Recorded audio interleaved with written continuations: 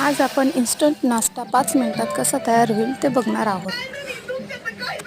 पातेल्यामध्ये आपण तो पालक शिजवून घ्यायची. नंतर तो त्या मिक्सरमध्ये ग्राइंड करून रवा, दही, पालकची पेस्ट, हळद, तिखट, मीठ सगळं घेऊन मिक्स करून घ्यायचं.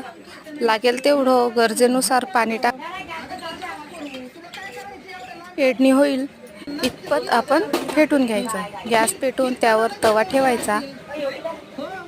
तवा ठेवल्यावर आजूबाजूला तेल सोडून द्यायचे, जेणेकरून आपली एडणी चिपकणार नाही. नंतर त्यावर पेस्ट टाकून व्यवस्थित गोल असं करून घ्यायचे.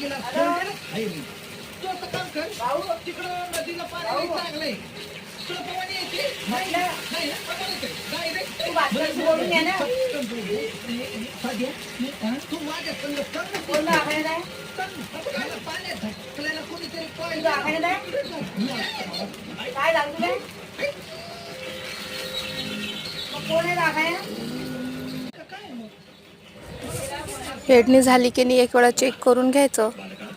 झाली नसेल तर 5 मिनिटे होऊ द्यायची. झाल्यास पलटवून घ्यायची.